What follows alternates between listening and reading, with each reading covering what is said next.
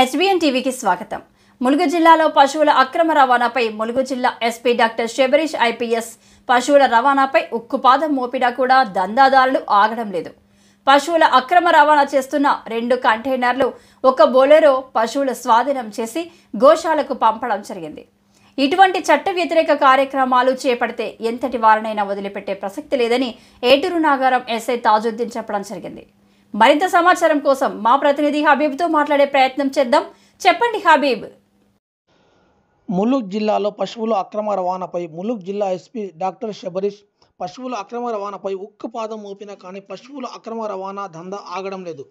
2 రోజుల వ్యవధిలో 76 పశువులను పట్టుకొని 8 మందిపై కేసు నమోదు చేసి 2 కంటైనర్లు, 1 బొలెరో వాహనాన్ని సీజ్ చేయడం జరిగింది. ములుగు జిల్లా ఏటూరు నాగరం పోలీసులు రోజు వాహన తనిఖీల్లో అక్రమ రవాణా వాహనాలను పట్టుకునే ఘటనలు చోటు చేసుకుంటున్నాయి. కానీ అక్రమార్కులు మాత్రం దందా ఆపడం లేదు. 2 రోజుల వ్యవధిలో 76 పశువులను స్వాధీనం చేసుకుని 2 భారీ కంటైనర్లు, 1 బొలెరో వాహనాన్ని సీజ్ చేసి 8 మందిపై కేసు నమోదు చేశారు. అక్రమ రవాణాపై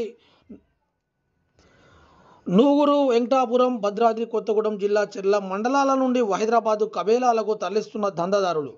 అక్రమ రవాణా చెక్ పెట్టడానికి ఏటూరు నాగరం పోలీసులు నిత్యం వాహన తనిఖీలు చేపడుతూ పశువు రవాణా దందాదారులపై ఉక్కుపాదం మోపుతున్నారు. మరియు పోలీసులకు అనుమానం రాకుండా కంటైనర్లను వాడుచున్నారు.